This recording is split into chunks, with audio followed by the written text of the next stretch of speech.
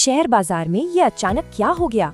एक झटके में बाजार बुरी तरह से गिर गया और हर कोई इसका जवाब ढूंढ रहा है।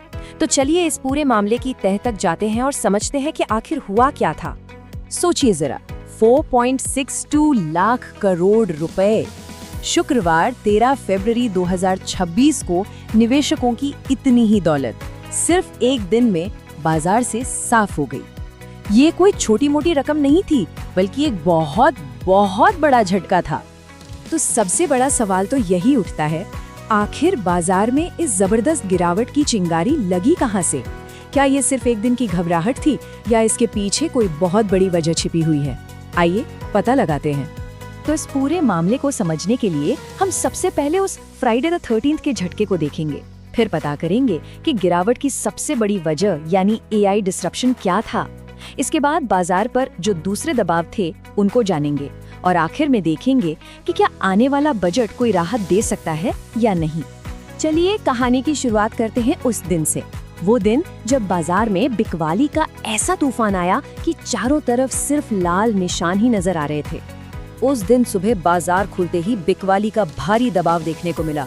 प्रमुख सूचकांक बड़ी गिरावट के साथ खुले और ऐसा लगा जैसे बाजार पर मंदड़ियों मतलब बेचने वालों ने पूरी तरह से कब्जा कर लिया हो। और गिरावट कितनी भयानक थी इसका अंदाजा आप इन आंकड़ों से लगाइए। सेंसेक्स 800 से ज्यादा अंक टूट गया और निफ्टी 50 में 236 अंकों की भारी गिरावट आई। और ये लगातार दूसरे दिन की गिरावट थी जिसने निवेशकों के भरोसे को एकदम हिलाकर रख दिया। लेकिन अब देखिए एक मजेदार बात, जहां पूरा बाजार गोते लगा रहा था, वहीं कुछ शेयर ऐसे भी थे जो इस तूफान में भी हरे निशान में टिके हुए थे। इंजीनियर्स इंडिया, HAL और आयशा मोटर्स जैसे स्टॉक्स ने गिरावट के बावजूद बढ़त हासिल की। तो अब आते हैं उस सबसे बड़ी वजह पर जिसे इस बिकवाली का मुख्य कारण माना जा रहा है, और इसका केंद्र था टेक्नोलॉजी सेक्टर। इस गिरावट का जो एपिसेंटर था ना, वो था IT सेक्टर। सोचिए सिर्फ 2 दिनों में निफ्टी IT इंडेक्स लगभग 10% नीचे चला गया। TCS, इन्फोसिस, विप्रो जैसी बड़ी बड़ी कंपनियों के शेयरों में 4 से 6% की भारी गिरावट देखी गई। तो ये एंथ्रोपिक शॉक आखिर है क्या भला? दरअसल अमेरिका के एक AI स्टार्टअप एंथ्रोपिक ने एक ऐसा टूल बना दिया जो कानूनी कॉन्ट्रैक्ट्स जैसे मुश्किल काम को ऑटोमेट कर सकता है।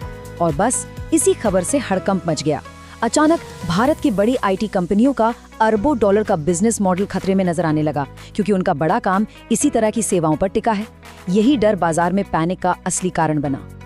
और एक्सपर्ट्स भी यही मान रहे हैं। जियोजित इन्वेस्टमेंट्स के मुख्य निवेश रणनीतिकार VK विजय कुमार का कहना है कि एंथ्रोपिक शॉक की वजह से टेक स्टॉक्स पर दबाव बना रह सकता है और हो सकता है कि निवेशक अपना पैसा टेक्नोलॉजी से निकालकर दूसरे मजबूत सेक्टर्स में लगाएं। लेकिन रुकिए, कहानी सिर्फ AI की नहीं थी। बाजार की ये गिरावट सिर्फ एक वजह से नहीं हुई। ये तो एक परफेक्ट स्टॉर्म था, जहां AI शॉक के साथ साथ कई और नेगेटिव चीजें एक साथ हो रही थी। इसे आप एक परफेक्ट स्टॉर्म कह सकते हैं। 3 बड़ी वजहें एक साथ आ गईं। पहली, अमरीकी और एशियाई बाजार पहले से ही कमजोर चल रहे थे। दूसरी, डॉलर के मुकाबले रुपया लगातार कमजोर हो रहा था, जिससे विदेशी निवेशक अपना पैसा निकाल रहे थे। और तीसरी, मिडिल ईस्ट में जो तनाव चल रहा था उसने भी बाजार के माहौल को बिगाड़ रखा था। तो जब बाजार में इतनी उथल पुथल हो तो सबकी नजरें कहाँ टिकती हैं? सरकार पर। और अब सबकी उम्मीदें हैं आने वाले बजट 2026 से कि शायद वहां से कोई राहत की खबर आए। देखिए, इस वक्त निवेशकों का जो सेंटिमेंट है वो काफी नीचे है। ऐसे में बाजार को एक मजबूत, एक पॉजिटिव ट्रिगर की सख्त जरूरत है और कई लोगों को उम्मीद है कि ये ट्रिगर शायद बजट से ही आ सकता है। पर यही एक पेंच है। एक तरफ है निवेशकों की उम्मीदें, जैसे कि कैपिटल गेन्स टैक्स में कोई राहत मिल जाए, और दूसरी तरफ है सरकार की अपनी हकीकत, अपनी मजबूरियां। टैक्स कलेक्शन उतना अच्छा नहीं है और खर्च का दबाव बहुत ज्यादा। तो चलिए जरा यथार्थवादी होकर सोचते हैं कि बजट से असल में क्या उम्मीद की जा सकती है और इसका बाजार पर तुरंत और लंबे समय में क्या असर हो सकता है। देखिए, एक बात समझनी बहुत जरूरी है। अब बजट वो इवेंट नहीं रहा जहां सारे बड़े नीतिगत फैसले होते हैं। GST जैसे बड़े सुधार अब बजट के दायरे से बाहर हो रहे हैं। तो बजट अब ज्यादातर सरकार के बही खाते को पेश करने का एक जरिया बन गया है। तो फिर बजट का असली फोकस कहाँ हो सकता है? उम्मीद ये है कि सरकार का जोर डीरेगुलेशन और स्ट्रक्चरल रिफॉर्म्स यानी संरचनात्मक सुधारों पर रहेगा, जैसे कि बिजली क्षेत्र में सुधार या इंसॉल्वेंसी एंड बैंकरप्सी कोड यानी आईबीसी में कुछ बदलाव। और एक्सपर्ट्स का भी यही मानना है कि ये जो सुधार है ये लॉन्ग टर्म में तो भारतीय इक्विटी बाजार के लिए बहुत अच्छे हैं, लेकिन इनसे बाजार की मौजूदा गिरावट को तुरंत कोई सहारा मिलेगा इसकी उम्मीद कम है। ये कोई क्विक फिक्स नहीं है। और आखिर में ये हमें एक बहुत बड़े सवाल पर लाकर खड़ा कर देता है। जिस तेजी से एआई जैसी टेक्नोलॉजी पूरी दुनिया को बदल रही है, क्या सरकार की पारंपरिक नीतियां और बजट जैसे टूल अब भी बाजार की दिशा तय करने के लिए काफी है?